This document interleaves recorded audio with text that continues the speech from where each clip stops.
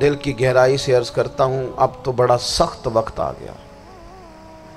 اب چونکہ اب تو کیمرے کی آنکھ آئی ہے تو وہ زخمی بچے دیکھے نہیں جاتے، وہ تڑپتی مائیں دیکھی نہیں جاتی، وہ سسکتی اور آواز دیتی بیٹیاں سنی نہیں جاتی۔ وہ آوازیں ایسی ہیں جیسے وہ رات کے سناٹوں میں چیخیں بن کے لوگوں کو جگایا کریں گی۔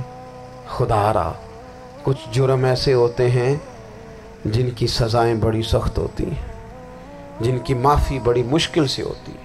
اپنے اندر جذبہ ایمانی پیدا کریں۔ اور میرے دوستو، بستر پر بھی تو لوگ ماری جایا کرتے ہیں نا۔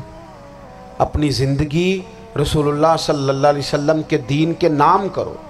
جذبہ جہاد، شوق شہادت اور عشق رسول، یہ عناصر ہیں جو امت مسلمہ کو پیروں پر کھڑا کریں۔ 2 منٹ کے لیے سوچو، امت اگر اسی طرح کٹتی رہی، پریشان رہی، دکھتی رہی اور باری باری کر کے، اقبال نے کیا کہا تھا؟ اس نے کہا تھا وطنوں میں، انہوں نے کہا تھا کہ ان تازہ خداؤں میں بڑا سب سے وطن ہے، جو پیرہن اس کا ہے وہ مذہب کا کفن ہے۔ عزیز دوستو، جن لوگوں کی منزل ہوتی ہے نا، جو لوگ طے کر لیتے ہیں ہم نے کہیں پہنچنا ہے، تو پھر سفر جب کرتے ہیں نا، ہم طے کرتے ہیں کہ آج مجھے فیصل آباد، لاہور کسی جگہ جانا ہے، تو پھر رستے میں یہ تھوڑی دیکھا جاتا ہے کہ سپیڈ بریکر کتنے آئے، یہ تھوڑی دیکھیں گے کہ راہ کے اندر چنگچی رکشے، گاڑیاں اور باقی چیزیں کتنی آئیں۔ سفر کا تعین کریں اور سفر شروع کرتے رہیں۔ بس میلاد کی محافل میں اور خوبصورت جگہوں میں کوئی تلخی والا بعض اوقات کام ہو بھی جائے تو تلخ ہونا نہیں، لینا مزہ ہی ہے۔ سمجھ میں آئی بات؟ اللہ تعالیٰ آپ کو خوش رکھے، اس کا بھی لطف ہی حاصل کرنا ہے اللہ کے فضل سے۔ دنیا میں پریشان وہ بندہ ہوتا ہے جو ذہنی طور پر، نفسیاتی طور پر الجھ جاتا ہے۔ آپ نے الجھنا نہیں، محبت سے بیٹھنا ہے۔ چند ایک باتیں عرض کرنی ہیں، اس بات میں کوئی شک نہیں، ایک ذرا کم کر دینی، اس میں کوئی شک نہیں کہ ایمان نام ہے حضور کی محبت کا۔ محبت مصطفیٰ کریم صلی اللہ تعالی علیہ وسلم ایمان کی جان ہے، اور یہ دین اسلام کا بہت بڑا انعام ہے کہ وہ کہتا ہے کہ حضور سے پیار کرو۔ اس لیے کہ جب نبی پاک سے محبت ہو جاتی ہے تو زندگی ویسے ہی آسان ہو جاتی ہے۔ اے عشق تیرے صدقے جلنے سے چھٹے سستے، جو آگ بجھا دے گی اب وہ آگ لگائی ہے۔ کیا ہوتا ہے کہ انسان کے لیے زندگی آسان ہو جاتی ہے۔ میں نے عرض کیا تھا کہ پتہ ہی نہیں چلتا کمانڈر ان چیف کون ہے۔ اللہ آپ کو سلامت۔ ٹھیک ہو گیا جی، اب آنے دیں دوستوں کو، بیٹھ جائیں جی۔ آپ لوگ آگے نہ ہو پیارے بیٹے، بیٹھ جاؤ جہاں جگہ نہیں۔ آپ اس طرح بھاگے دوڑے تو نانا، محفل میں آئیں، اس کا ادب کا خیال کریں۔ آپ تشریف رکھیں، بس بیٹھ جائیں جہاں جگہ مل رہی ہے۔ جو دوڑ کے آ رہے ہیں یہ اطمینان سے آئیں گے تو باوقار لگیں گے۔ اللہ آپ کو سلامت رکھے، برکت دے، ماشاءاللہ۔ اللہ تعالیٰ آپ کو برکات دے۔ اوہو، یہ اتنا مجمع کنٹرول نہیں ہوتا، کوئی بات نہیں، وہ انجی ہوتا ہے ہر روز تھا۔ نعرہ تکبیر، نعرہ تکبیر، نعرہ رسالت، نعرہ رسالت۔ بس بیٹھ جائیں، اب تشریف رکھ، جلدی سے بیٹھ جائیں جی۔ آپ جو کھڑے ہیں یہ غلط کر رہے ہیں، 1 سیکنڈ سے پہلے بیٹھ جائیں، فٹافٹ فٹافٹ۔ فیصلہ کرنے میں اتنی دیر؟ لو جی ماشاءاللہ ٹھیک ہو گیا۔ اب آپ توجہ، بولے نہیں جی، اب بولنا سوء ادب ہے، بولے نہیں، بڑی مہربانی، اطمینان سے بات سنیں۔ نبی پاک علیہ السلام کی جو محبت ہے نا، وہ انسان کے لیے زندگی کو آسان کر دیتی ہے۔ حضور سے پیار ہوتا ہے نا تو بندہ نفرت کرنی ویسے ہی چھوڑ دیتا ہے۔ حضور سے پیار کرتا ہے، ہرس ہوس لالچ ویسے ہی نکل جاتا ہے۔ جب حضور سے محبت ہو جاتی ہے، نماز پڑھنا، درگزر کرنا، درود شریف پڑھنا، قرآن پاک پڑھنا، دین کی خدمت کرنا، حتیٰ کہ جان دینا بھی آسان ہو جاتا ہے۔ نبی پاک علیہ السلام کی محبت انسان کو کبھی بھی ہیں ان تقاضوں کو سمجھنا پڑے گا۔ تازہ دم رکھتا ہے حضور کا پیار۔ شرط یہ ہے کہ محبت صحیح ہو، اصلی ہو، باطن میں ہو. یہ آپ کے ذہن کے اندر کبھی بھی کسی بدبو کو نہیں آنے دے گی، طبیعت کو تازہ دم رکھے گی، سکون میں رہے گی. لیکن نبی پاک علیہ السلام کی محبت کے کچھ تقاضے ہیں، ان تقاضوں کو سمجھنا پڑے گا. بالخصوص امت اس وقت جس جگہ پہ کھڑی ہے، آپ دیکھیں کہ اتنی بربریت اور اس جیتے جاگتے دیکھتے ماحول میں کہ جس میں ہر چیز کیمرے کی آنکھ دیکھ رہی ہے، اس میں اس قدر زیادہ اسرائیل کی جارحیت. اس کے جواب میں 2-3 تازیانے ہیں وہ سمجھنے والے. ایک ہے کہ میں کوئی جذباتی بات کروں گا، آپ اس کی تائید کر دیں گے. ایک ہے کہ پہلوؤں پر غور کرنے کا وقت ہے کہ اتنے کٹھن ماحول میں بھی اگر مسلم امہ کے لیڈر بیدار نہیں ہو رہے تو آپ کو پس منظر سمجھنا پڑے گا کہ ہم نے نبی پاک کی محبت کے تقاضوں کو نہیں سمجھا. حضور سے محبت ہے نا تو پھر نبی پاک کو تو سادہ طرز زندگی پسند ہے، حضور کو تو پسند نہیں ہے. اللہ کے محبوب نے تو دعا مانگ کے فقیری لی اللہ تعالیٰ سے.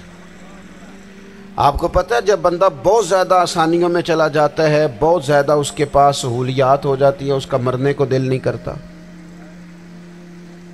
خود نبی پاک علیہ السلام نے فرمایا قیامت کے قریب کافر تم پر جھپٹیں گے جس طرح بھوکے لوگ کھانے پر جھپٹتے ہیں. حضور کیوں، ہم تھوڑے ہوں گے؟ فرمایا نہیں، تمہیں دنیا سے محبت ہو جائے گی اور موت تمہیں بری لگے گی. اتنے بڑے بڑے بنگلے، عالی شان محلات، کس کا چھوڑ کے مرنے کو جی چاہتا ہے معاذ اللہ. نبی پاک کی محبت کا تقاضا سمجھو. ایسا نہیں کہ وہاں دولت آئی نہیں. حضور تو فرماتے ہیں کہ اللہ نے خزانوں کی کنجیاں میرے ہاتھ میں رکھ دی ہیں، لیکن میں نے عرض کیا مالک ایک وقت روٹی دینا اور ایک وقت کا فاقہ دینا. کنجیاں خزانوں کی اللہ نے دی. جب تک آپ اپنا طرز زندگی، یہ جو بہت دنیا کا پیار ہے نا، بہت زیادہ مرنے کی ہرس، یہ بہت زیادہ جینے کی ہرس، تو اللہ تعالیٰ نے قرآن پاک میں یہودیوں کا طریقہ بیان کیا کہ وہ کبھی مرنے کی تمنا نہیں کریں گے کیونکہ جینے کی ہرس رکھتے ہیں. نبی پاک علیہ السلام کے غلاموں، طرز زندگی جب تک سادہ نہیں ہوتا اور جب تک یہ دنیا کے جھمیلوں سے کسی کو دولت دے کر پیچھے کر دیا جاتا ہے، کسی کو عہدہ دے کر چپ کرا دیا جاتا ہے، کسی کو اقتدار دے کر چپ کرا دیا جاتا ہے. رسول اللہ صلی اللہ علیہ وسلم کے سچے غلام، انہیں ایک بات کی سمجھ آ گئی تھی کہ ہمیں ہمارے رب نے کہا ہے قُلْ إِن كُنْتُمْ تُحِبُّونَ اللَّهَ فَاتَّبِعُونِي يُحْبِبْكُمُ اللَّهُ. اے محبوب آپ ان سے فرما دیں اگر رب سے محبت کرنا چاہتے ہیں تو آپ کی پیروی کریں، اللہ خود ان سے محبت فرمائے گا. جب رب بھی ان کا ہو جائے گا، جب رب بھی ان کا کی محمد سے وفاتوں نے تو ہم، یہ جہاں چیز ہے کیا، یہ لوح و قلم تیرے ہیں، اس کا کیا مطلب ہوا؟ لوح و قلم، قلم لکھتی ہے نا تقدیریں، مقدر فیصلے، تو لوح و قلم تیرے ہیں، اس کا مطلب یہ ہے کہ پھر رب کریم تیرے اوپر فضل کرے گا اور وہ جن فیصلوں کی امت کو دیانت سے چاہت ہے اللہ اپنے فضل سے وہ فیصلے فرمائے گا. جب تک زندگی حضور کی غلامی کی طرف نہیں جاتی وہ اللہ تعالیٰ کی تائید نہیں پاتی. حضرت عبداللہ ابن حذافہ رضی اللہ تعالیٰ عنہ کو رومیوں نے قید کر لیا تھا، اور جب رومی آپ کو قید کر رہے تھے، پکڑ رہے تھے، جنگ میں کچھ موڑ ایسا آ گیا کہ بظاہر مسلمانوں کے قدم پیچھے ہٹ رہے تھے، تو 1000 آدمی نے، 100 آدمی نے مل کے آپ کے گرد گھیرا ڈالا اور بڑی مشکل سے آپ کو گرفتار کیا. جب بادشاہ کے سامنے لے گئے نا تو بادشاہ سے اس کا سپہ سالار کہنے لگا کہ بندہ ضائع کرنے والا نہیں. یہ بات سمجھیں آپ، ہماری طبیعت کے مطابق جو بندہ پورا نہیں اترتا ہم ضائع کر دیتے ہیں. حالانکہ اگر آپ کو مخالف صف میں بندہ کام کا نظر آئے تو آپ غور فرمائیں کہ یہ ہمارے قافلہ محبت میں کیسے شامل ہو سکتا ہے. اس کے لیے جد و جہد کریں تاکہ اس سے کام لیا جا سکے. اس نے کہا روم کے بادشاہ نے, بندہ ضائع کرنے والا نہیں, وزیر نے کہا بادشاہ سے, اس نے کہا کیا کریں, کچھ ایسا کریں کہ یہ معاذ اللہ ہمارے دین میں آ جائے. اور قرآن مجید نے واضح کہہ دیا ہے کہ یہودی اور عیسائی تم سے راضی نہیں ہو سکتے حتی تتبع ملتہم, جب تک کہ تم ان کے دین کی پیروی نہ کرو. ان کو کسی طریقے سے معاذ اللہ عیسائی بنایا جائے. تو بادشاہ کہنے لگا 2-3 چیزیں ہیں جس سے کوئی بندہ بھی خریدا جا سکتا ہے, کر لیتے ہیں بات.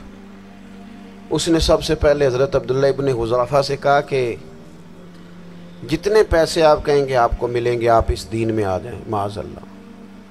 تو حضرت عبداللہ ابن حذافہ نا, کچھ لوگ بڑے سیانے ہوتے ہیں, بردبار ہوتے ہیں, بعض باتوں پر غصہ نہیں کرتے, ہنستے ہیں.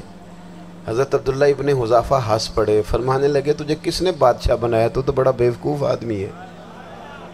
اس نے کہا کیا مطلب؟ فرمانے لگے نادان, میں تو تلوار لے کے میدان میں آیا ہوں, مجھے دولت کمانی ہوتی میں تجارت کرتا, میں تجارت نہیں کر رہا, میں تو شہادت کے لیے نکلا ہوا ہوں, اور تو مجھے کہہ رہا ہے پیسے لے لے, کو عقل کی بات کر.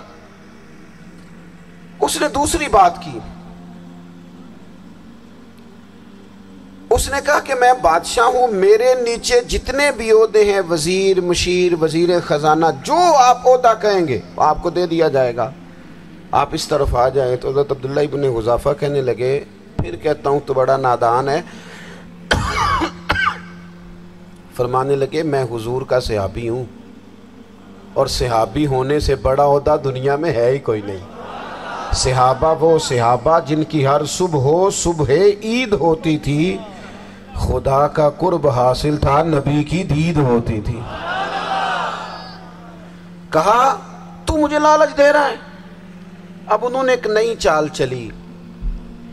وزیر کہنے لگا کہ میں ایک اور طرح سے معاذ اللہ کوشش کرتا ہوں پگھلا دینے کی. آپ اندر کمرے میں قید تھے تو وہاں ایک خاتون کو بنا سوار کر بھیج دیا گیا. دوستو یاد رکھنا, تگڑا اور مضبوط جوان پتہ کون ہوتا ہے؟ جس کی نظریں پوری طرح اس کے کنٹرول میں ہوں. یہ علامت جوانی ہے. جس آدمی کا پوری طرح, 2 لوگ دنیا میں کبھی کوئی کارنامہ سر انجام نہیں دے سکتے, ایک جو حرام کھاتا ہو, ایک جس کی نظر ناپاک ہو. محمد بن قاسم جب یہاں آئے تھے نا,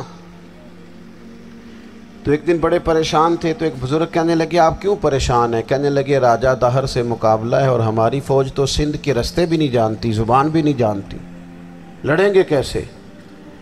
2-4 دن کے بعد ان بزرگوں کی دوبارہ محمد بن قاسم سے ملاقات ہوئی تو بڑے خوش تھے. کہا اب آپ کیوں خوش ہیں؟ کہنے لگے وہ میرا مقابلہ نہیں کر سکتا, میں نے تحقیق کر لی. کہا کیوں؟ کہنے لگے نظر کا گندہ ہے, اور جو نظر کے گندے ہوتے ہیں وہ میدانوں میں ٹھہرا نہیں کرتے. میدان کے لیے نکلنے کے لیے پاک جوانی کی ضرورت ہوتی, تطہیر مزاج ہونا ضروری ہوتا ہے, پاکیزہ افکار اور سچی اور سچی ستھری سوچوں کا ہونا ضروری ہوتا ہے. اس لیے فرمایا کہ میرا مقابلہ نہیں کر سکتا. حضرت عبداللہ ابن حذافہ کمرے میں تھے, تو وزیر کی بیٹی اندر سجی سنوری پہنچ گئی. جیسے ہی آپ نے اس کفر کی چال کو دیکھا تو تیمم کر کے نفل شروع کیے. وہ ساری رات بیٹھی رہی, رب کا بندہ ساری رات عبادت کرتا رہا. عبادت بڑا سہارا ہے, مصلی بڑا سہارا ہے اللہ کے بندوں. صبح دروازہ کھولا, وزیر نے اپنی بچی سے پوچھنا چاہتا تھا رزلٹ کیا نکلا, تو وہ کہنے لگی پیچھے ہٹ جا, اب تیرا میرا تعلق کوئی نہیں, میں نے نبی پاک کا کلمہ پڑھ لیا. اس نے کہا میں نے بھی زمانہ دیکھا ہے, پر یہ کیا لوگ ہیں, کستوری کے بنے ہوئے, سندل سے دھلے ہوئے, کہ میں ساری رات کمرے میں رہی اور 100 اور 1000 آدمی جس جوان کا مقابلہ نہ کر سکے, اتنا طاقتور جوان کمرے میں رہا اور اس نے نظر اٹھا کے نہ دیکھا. او کچا رنگ للاری والا جڑا چڑھدا تے لیندا رہندا ہے, اے عشق تیرے دا رنگ محمد چڑھیا پھر نہیں لیندا. میں کہا ایک دفعہ نظر اٹھا کے نہیں دیکھا, کمال ہو گئی. اتنے بڑے لوگ, اتنی بڑی سعادت مندی، فیروز بختی، معاملہ فہمی حد ہو گئی۔ اللہ اکبر۔ دوستو بادشاہ جب پوری طرح ہار گیا نا، اس نے کہا مار دو۔ تیل گرم کیا ایک کڑاہی میں، اور جب آپ کو اس میں ڈالنے لگے تو آپ کی آنکھوں میں آنسو آ گئے۔ بادشاہ کا خیال ہوا شاید نرم ہو گئے ہیں، کہنے لگا روئے کیوں؟ فرمانے لگے سوچتا ہوں جان ہی ایک ہے، کتنا مزہ ہے اس کی راہ میں جان دینے کا، کتنی لذت ہے اس کے نام پر مرنے میں، کتنا لطف ہے۔ جے تو چڑھیا اتے دار بھی نہیں تے جے تو وکیا عشق بازار بھی نہیں تے ایڈا سستا سودا پیار بھی نہیں تے ایڈا سستا لبدا یار بھی نہیں۔ کئی جنگل گانے پیندے نہیں، کئی دوزخ لنگنے پیندے نہیں، جے وہ اس ملوں بھی مل جاوے ایدوں سستا ہور بپار بھی نہیں تے کچھ سمجھ نہ آوے لوکانوں وہ کادے نال شہید کرے۔ ڈٹھی یار دے ہاتھ تلوار بھی نہیں، پر او دا خالی جاندہ وار بھی نہیں۔ کہنے لگے ایک جان ہے نا، تو دل کرتا ہے ہزاروں ہوتی تو ایک ایک کر کے محبوب کے نام پہ قربان کرتا، جب میرے پاس ہے ہی ایک، کروں کیا؟ حضرت عبداللہ ابن حذافہ رضی اللہ تعالیٰ عنہ جب روئے اور بادشاہ نے یہ بات سنی تو بادشاہ اٹھ کے کھڑا ہو گیا، سارے وزیروں مشیروں کو کہنے لگا تم نے کہا تھا نا بندہ ضائع کرنے والا نہیں، یہ بھی ضائع کرنے والا نہیں۔ کہنے لگا میرا ماتھا چومو، تم جیسے لوگوں کو قتل نہیں کرنا چاہیے، آزاد کرنا چاہیے۔ عزیز اپنی زندگی سے نا یہ بہت زیادہ ہرس، ہوس، طمع، اور یہ کسی بات کی بھی ہو، ہرس صرف پیسوں کی نہیں ہوتی ہے، شہرت کی بھی ہوتی ہے، یہ بیماری انسان کو اقتدار کی بھی ہوتی ہے، تعریف کی بھی بیماری ہوتی ہے، یہ سارے نقص ہوتے ہیں لوگوں کو، اور معاذ اللہ بعض جبوں کبوں کے اندر بھی ہوتے ہیں، وہاں بھی پنپتے ہیں۔ اپنی زندگی جب تک اس سادگی میں نہیں لاؤ گے جو رسول پاک نے عطا فرمائی ہے، جب لوگ آسانیوں میں پوری طرح الجھ گئے تو پھر وہ دور ہوئے اور کفر چڑھ گیا۔ دوسری بات، اللہ کے محبوب صلی اللہ تعالی علیہ وسلم کی محبت ہم سے تقاضا کرتی ہے کہ ہم اس مشن کے لیے کام کریں جس مشن کے لیے رسول پاک نے کام فرمایا ہے۔ ہم سارے کام بڑے مضبوطی سے، سوچ سمجھ کے، تدبر سے، حکمت سے، تقاضوں کو مد نظر رکھتے ہوئے کرتے ہیں، سارے کام۔ دین کے کام میں ہمارا مزاج نہیں ہوتا، او ہو جائے گا جی، آپ بسم اللہ پڑھیں جی، شروع کریں جی۔ آپ تقاضوں کو سمجھیں، چیزوں کو دبائیں نہیں، چیزوں پر غور کریں۔ کسی کے ذہن کی سطح پر سوال ابھرتا ہے، اس کا تسلی بخش جواب دیں۔ اپنی زندگی میں دین کے کام کے لیے اپنے آپ کو وقف کریں، اور دین کے کام کے بہت سارے پہلو ہیں۔ ہزاروں لوگوں کو قرآن پاک ٹھیک پڑھنا نہیں آتا، ہزارہ لوگ ہیں جو قرآن مجید کے مطالب سے آگاہ نہیں ہیں، دین کی بنیادی ضروریات سے لوگ نابلد ہیں۔ میں آپ کو کس طرح یہ بات سمجھاؤں کہ ہزاروں کی تعداد میں طلاقیں اس لیے ہوتی ہیں کہ مردوں کو طلاق کے مسئلے نہیں آتے، انہیں پتہ نہیں ہے کہ مجھے حقوق زوجین کے معاملے میں کیسے چلنا۔ ڈھیر سارے گھروں میں تباہی اس لیے ہے کہ تربیت اولاد کا دینی منہج ہمیں نہیں پتا۔ اپنا حصہ ملائیں دین کے کام میں۔ ایک آدمی کو اگر تو نمازی کرنے میں کامیاب ہو گیا، تیری زندگی بدل گئی۔ وہ دین بیزار لوگ جو ہمارے بیچ بیٹھ کے ہماری نوجوان نسل کو پگڑی اور داڑھی کا نام لے کے بنیادی طور پر دین سے دور کرتے ہیں، ایسے نوجوانوں کو دین کا پیغام محبت دے کر دین کے قریب کرنا ہماری ڈیوٹیوں کا حصہ ہے۔ ہمیں ذمہ داری کا احساس کرنا پڑے گا، ہمیں یہ خاص قدم اٹھانا پڑے گا، توجہ دینی پڑے گی۔ مساجد، مدارس، میں آپ سے عرض کروں، اتنی ڈٹ کے مخالفت ہوتی ہے نا مدرسوں کی، اتنی ڈٹ کے۔ میں ادارہ چلاتا ہوں، اس کے چلانے میں جو مشکلات ہیں وہ تو ہم بتا نہیں سکتے آپ کو، اس لیے کہ میری قوم، میرا اس قوم سے تعلق ہے جو نعت خواں امیر کرنا چاہتی ہے، مدرسے نہیں۔ ہاں، نقیب خطیب پیدا کرنا چاہتی ہے، شعر و شاعری کی زندگی کو پروان چڑھانا چاہتی ہے۔ فقط ہمارا ان لوگوں سے تعلق ہے جو لاکھوں کروڑوں روپیہ محافل پہ لگائیں گے، اور قاری صاحب بیچارے اگر مسجد کا کوئی ہونے والا کام کسی وقت بتا دیں گے تو وہ بڑی مشکل آ جائے گی ان کے لیے.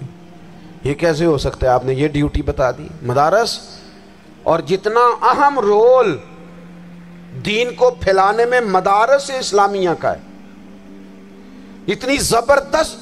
لوگوں کا خیال ہوتا ہے میری طرح کے لوگ شاید کام کرتے ہیں، ڈیوٹی کرتے ہیں. یہ 10-15 لوگ آپ کو نظر آتے ہیں جو آپ کو کہیں میڈیا پر یا ادھر ادھر ڈیوٹی کرتے، مخلص لوگ اپنی جگہ پہ، وہ بھی بڑا ہی کام کر رہے ہیں. جو میڈیا پہ آ کے بھی اخلاص سے اور درد دل سے کو دین کی، ان کی بھی کسی بات کی حوصلہ شکنی نہیں. لیکن ہزارہا اساتذہ جو مدارس میں بیٹھ کے پڑھاتے ہیں، جنہوں نے وہ سارے لوگ تیار، آپ سمجھ نہیں سکتے کتنا بڑا کام. حفظ کا استاد جو ہوتا ہے نا، اس کی ڈیوٹی 24 گھنٹے ہوتی ہے فجر سے پہلے، اور اس نے بچوں کو اٹھانا. تنخواہ تو ہم انہیں دینا نہیں نہ چاہتے جی، تنخواہ نہیں دی انہوں نے. ہمیں مولوی امیر نہ ہو جانا. مولوی نو تے سوٹ بھی 27ویں والی رات دے عید ہے تاکہ کدھر سوان کے عید والے دن پا نہ لوے، چونکہ 27ویں تو بعد تے درزی پھڑتا ہی کوئی نہیں. کیوں حضرت؟ ایسے ہی ہے نا، اس وقت تو نہیں نہ لیتا. تو ہم چاہتے ہیں مولوی ہماری مرضی کے ہماری طرح کا سوٹ نہ پہن لے. مدارس کی مضبوطی آپ یہ دیکھ لیں، یہ صلاح الدین ایوبی کا تعلق بھلا کس چیز سے تھا؟ غوث اعظم کے مدرسے سے. حضور غوث اعظم کے مریدوں کی جماعت اس کے ساتھ شامل تھی. کون لوگ تھے جنہوں نے مدارس سے فیض پایا؟ رازی اور غزالی، حضور غوث اعظم، خواجہ اجمیر، یہ سب لوگ مدارس کے لوگ ہیں. کمزوریاں ہیں، غلطیاں ہیں، بہت ساری چیزوں کی اصلاح کی ضرورت ہے، لیکن یہ دین کا بہت بڑا قلعہ ہوتا ہے مدرسہ. لیکن اس کی مخالفت کی جاتی ہے. مجھے بتائیے، اگر مدرسوں میں کمزوریاں ہیں تو کالجوں یونیورسٹیوں میں نہیں ہیں؟ ہم نے کبھی مخالفت کی ہے بند کر دو سارے؟ لیکن لوگوں کا جب خیال آتا ہے، جب ہمارے ایک سابقہ وزیر صاحب تھے سر راہ، کسی دعوت میں میری ان سے ملاقات ہو گئی تو انہوں نے کہا مدرسوں کا کردار کیا ہے آج کے ماحول میں؟ میں نے انہیں کہا کہ مختلف کورسز آپ کراتے ہیں نا، تو اس کے لیے پھر مختلف ویکینسیز ہوتی ہیں. جہاں بچوں کو مدرسے کا کورس کرایا جاتا ہے تو استاد بننا ہوتا ہے، اس نے خطیب بننا ہوتا ہے، مسجد کی ڈیوٹی کرنی ہوتی ہے. میں نے کہا آپ بالکل کوئی حکومت سرپرستی نہیں کرتی، لیکن اللہ کا فضل ہے. کبھی آپ نے کوئی مسجد سنی ہے جس میں جمعے والے دن مولوی نہ ملا ہو جمعہ پڑھانے کے لیے؟ کبھی آپ کو رمضان میں ایسی مسجد ملی ہے جس میں قرآن مجید سنانے کے لیے حافظ نہ ملا ہو؟ یہ ہو سکتا ہے کسی حافظ کو مسجد نہ ملے. تو مدارس کے ذمے جو کام تھا مدارس نے جم کے کیا ہے اور ڈٹ کے کیا اللہ کے فضل سے. اور مدارس کے لوگوں کو بھی کمزور نہیں پڑنا چاہیے، کبھی کسی وزیر مشیر مالدار کے روب میں نہیں آنا چاہیے، قطعاً نہیں. کیوں؟ کہ یہ وہ عظیم لوگ ہیں رسول اللہ صلی اللہ علیہ وسلم کے دین کے غلام، کہ ابھی ایک لفظ نہیں پڑھا ہوتا الف با تا سا، پہلے دن گھر سے نکلتے ہیں تو حضور فرماتے ہیں اللہ کے فرشتے ان کے پیروں کے نیچے پر بچھا بھی دیتے ہیں. پہلے دن اتنا بڑا اعزاز ملتا ہے. تو حضور کی محبت کا تقاضا ہے دین کا کوئی کام کیا جائے. ایک خاتون مسجد نبوی شریف میں جھاڑو دیتی تھی پر کوئی کام تو کرتی تھی نا. اور کس مسجد میں؟ جہاں 70,000 فرشتے صبح آتے ہیں 70 شام آتے ہیں. اس مسجد میں وہ خاتون جھاڑو دیتی تھی. بخاری ہے، جب ان کا انتقال ہو گیا صحابہ نے سوچا کہ حضور کو تکلیف ہوگی، بغیر بتائے جنازہ پڑھ دیا. حضور صبح تشریف لائے، تازی قبر دیکھی، اور محبوب وہ ہیں جو فرش پہ کھڑے ہو کے عرش کی خبریں دیتے ہیں. نبی پاک علیہ الصلوۃ والسلام نے فرمایا کہ مجھے اطلاع کیوں نہیں دی اس کے انتقال کی؟ یہ کرم دیکھو، کوئی ڈیوٹی تو کرتی تھی نا یار، پر خلوص سے، پر پیار سے، پر اللہ کو راضی کرنے کے لیے، پر درد دل سے. اور دین کی ڈیوٹیاں کرنے والے دوستو سنو، حضور صبح آئے، قبر کو دیکھ کر فرمایا مجھے کیوں نہیں بتایا؟ یا رسول اللہ آپ کو تکلیف دینا مناسب نہ جانا؟ تو قبر پہ کھڑے ہو کے حضور نے فرمایا صف بناؤ میں دوبارہ جنازہ پڑھاؤں گا. صف بناؤ میں دوبارہ جنازہ پڑھاؤں گا. کوئی ڈیوٹی تو. تیسرا تقاضا حضور کی محبت کا، سمجھو میں بس بڑی جلدی بات سمیٹنے لگا ہوں. حضور کی امت سے پیار کرو، یہ نبی پاک کی محبت کا تقاضا ہے. हुजूर उस बंदे से बड़े राज़ी होते हैं जो हुजूर की उम्मत से प्यार करता है। आपको पता है हज़रत जिब्रील अमीन अलैहिस्सलाम ने मेराज की रात हुजूर अलैहिस्सलाम से अर्ज़ की थी कि अल्लाह की बारगाह में अर्ज़ कीजिएगा मेरी भी ड्यूटी लग जाए आपकी उम्मत के साथ मोहब्बत करने पर। तो ये क्यों कहा था उन्होंने? उलमा ने लिखा इसलिए कहा था कि हज़रत जिब्रील भी जानते हैं कि हुजूर की उम्मत से मोहब्बत की बात की जाए ना तो नबी पाक राज़ी होते हैं। उम्मत से प्यार करोगे ना, उम्मत से। एक सिर्फ बात का ख्याल रखना, अकीदा बुरा हो तो बात दूसरी है, वरना मेरे महबूब की उम्मत का एक एक शख्स जो मदीने वाले का कलमा पढ़ता है, जो हुजूर का गुलाम है, उसके बारे में अपने दिल में गुंजाइश रखना, प्यार रखना, वारफ्तगी रखना। ओ दोस्तों, यहाँ लोग किस किस तरह ग्रोहों को, जमातों को सपोर्ट करते हैं। नबी पाक ने इस उम्मत की कसरत पर फख्र बयान किया और हुजूर फरमाने लगे 120 सफ़े जन्नतियों की होंगी, क़यामत में 80 सफ़े सिर्फ मेरी उम्मत की होंगी। मैं कसरत उम्मत पर फख्र करूँगा। इन लोगों से प्यार करना है, इनके दुख दर्द को समझना है। पता है आज क्या होता है? आज हमें ना मुख्तलिफ छोटे छोटे मुल्कों में बांट दिया गया, तो हम किसी दूसरे मुसलमान भाई का दर्द नहीं महसूस करते। हम घरों में नहीं महसूस करते। पड़ोसी पर जुल्म हो रहा हो तो हम कहने पुत्र साडा नहीं मसला, यहोदा मसला है, तेनू की लगे। हालांकि पड़ोसी की आग इसलिए भी किसी वक्त बुझा देनी चाहिए कि पड़ोसी की ना बुझाई जाए तो अपना घर भी ज़ाद में आ जाता। आज उम्मत मुस्लिमा से हमें बस लगा दिया गया अपने हिस्से की रोटी कमाओ, अपने हिस्से की कोठी बनाओ, अपने हिस्से की गाड़ी खरीदो, अपने हिस्से का। उम्मत का दर्द, उम्मत की बात, वहदत उम्मत का तसव्वुर,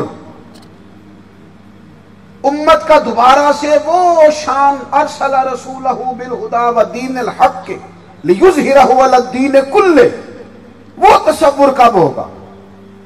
उस वक्त होगा जब हम बात उम्मत की करेंगे। नबी पाक अलैहिस्सलाम ने फरमाया मुसलमान की मिसाल एक जिस्म की तरह है।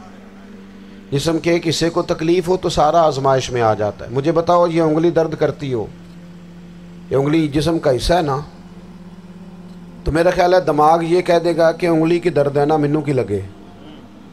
दिल कह देगा कोई नहीं टेंशन लेने, उंगली का मसला है ना। ऐसा नहीं होता, बल्कि जब उंगली में दर्द होती है तो दिमाग मनसूबा बंदी करता है कि इसका इलाज कैसे हो सकता है। दिल परेशान होता है, पैर चल के जाते, हाथ वो दवाई वसूल करते, दांत उसे चबाकर, हलक उसे निगल कर, मैदा उसे ज़ख़ीरा करके जिस्म में फैलाता है, फिर जाके उंगली शिफा पजीर होती है। एक हिस्से को दर्द हो तो सारा हिस्सा काम पे लग जाता है। इसराइल अगर तकलीफ दे रहा है फ़लस्तीनियों को, तो होना चाहिए था ना बाद मुसलमान हुक्मरानों को नींद ना आती, वो दर्द दिल महसूस करते। होना चाहिए था ना कि बाज़ लोग यहाँ हम क्या करते हैं भला बैठ के। अब तो मुझे बाज़ चीज़ों से कोफ्त भी होने, हम देते हैं बयान, मुज़म्मत। आपके बयान देने से क्या होगा? फलाने ने भी बयान दे दिया, फलाने ने भी क्लिप दे दिया, ये क्या कर रहे हैं? ये तो आप जिंदा रहना चाहते हैं। वो जिस तरह आजकल हमारे यहाँ बहुत सारी चूँकि जमातें हैं, तो कश्मीर डे आता है ना, तो मिल के रैली नहीं निकाली जा सकती, सवाल नहीं पैदा होता, क्योंकि हमें जमातों को ज़िंदा रखना है। इस जमात की खबर अलग लगनी चाहिए, इस जमात की खबर अलग, तो ऐसे कोई इनकलाब आएगा। याद रखना, उम्मत को पूरी को एक ताकतवर आवाज बनना पड़ेगा। हमें थोड़ा थोड़ा ऊपर उठ के सोचना पड़ेगा। खुदारा अल्लाह ताला मुझे माफ़ करे अगर कोई बात मैं सती कर रहा हूँ, दिल की गहराई से अर्ज़ करता हूँ, अब तो बड़ा सख्त वक्त आ गया। अब चूँकि अब तो कैमरे की आंख आई है तो वो ज़ख्मी बच्चे देखे नहीं जाते, वो तड़पती माएँ देखी नहीं जाती, वो सिसकती और आवाज़ देती बेटियाँ सुनी नहीं जाती। वो आवाज़ें ऐसी हैं जैसे वो रात के सन्नाटों में चीखें बन के लोगों को जगाया करेंगी। खुदारा कुछ जुर्म ऐसे होते हैं جن کی سزائیں بڑی سخت ہوتی ہیں، جن کی معافی بڑی مشکل سے ہوتی ہے، اپنے اندر جذبہ ایمانی پیدا کریں۔ اور میرے دوستو، بستر پر بھی تو لوگ ماری جایا کرتے ہیں نا۔ اپنی زندگی رسول اللہ صلی اللہ علیہ وسلم کے دین کے نام کرو۔ جذبہ جہاد، شوق شہادت اور عشق رسول، یہ عناصر ہیں جو امت مسلمہ کو پیروں پر کھڑا کریں۔ 2 منٹ کے لیے سوچو، امت اگر اسی طرح کٹتی رہی، پریشان رہی، دکھتی رہی، اور باری باری کر کے، اقبال نے کیا کہا تھا؟ اس نے کہا تھا وطنوں میں، انہوں نے کہا تھا کہ ان تازہ خداؤں میں بڑا سب سے وطن ہے، جو پیرہن اس کا ہے وہ مذہب کا کفن ہے۔ تو اقبال ہم کیا کریں؟ کہنے لگے بازو تیرا توحید کی قوت سے قوی ہے، اسلام تیرا دیس ہے، کیونکہ تو مصطفی ہے۔ تو بحیثیت مسلمان سوچنا شروع کر، بحیثیت مسلمان، اور یوں تو سید بھی ہو، مرزا بھی ہو، افغان بھی ہو، تم سبھی کچھ ہو، بتاؤ کہ مسلمان بھی ہو۔ تمہارے اندر کہیں سے کوئی مومن بھی بولتا ہے کہ نہیں؟ علاقائی تعصبات اور ملکی سرحدوں میں قید ہو جانے والوں، تم ایک نبی کی امت ہو۔ کیوں نہیں سمجھتے؟ جب کشمیر کی بیٹی روتی ہے تو مدینے والے محبوب پاک علیہ السلام کی امت کی بیٹی روتی ہے، جب فلسطین کی بیٹی روتی ہے تو امت کی بیٹیاں روتی۔ خدا را کچھ درد دل اپنی طبیعت میں پیدا کریں۔ میں حکمرانوں کی بات نہیں کرتا، میں تو عام لوگوں سے ایسے تبصرے سنتا ہوں جو نہیں کرنے چاہیے۔ وہ نہیں جی نہیں، دوسرا رخ بھی دیکھو، عام آدمی اٹھ کے، عام لوگ بھی یہ خطرناک سوچیں اور ان سے خوفناک نتائج برآمد ہوں گے۔ تو 3 باتیں میں نے آپ کی خدمت میں عرض کی ہیں۔ ایک تو کوشش کریں اپنی زندگی کے اندر کہ زندگی کو سادہ کریں، پیسہ ضرور کمائیں لیکن پیسے سے پیار نہ کرو، پیار تو مدینے والے رسول سے کرنا۔ دولتیں، ہرس، ہوس، طمع، ان سے باہر آؤ۔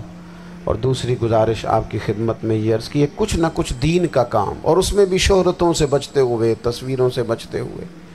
میں ہر محفل میں شاید کہتا ہوں میری فوٹو آ رہی ہے اور لائیو آ رہا ہے اور فلاں ہو رہا ہے، لیکن اس محفل کا خوبصورت انسان وہ ہے جو سب سے پیچھے بیٹھا ہے، وہ کسی فوٹو کے لیے نہیں آیا۔ اور میں ڈھیر سارے لوگ دیکھ رہا ہوں، یہ جو آگے بیٹھ جاتے ہیں بعض اوقات 5 7 10 لوگ، یہ بڑی تصویر سازی کرتے ہیں، لیکن جو پیچھے بیٹھے ہوتے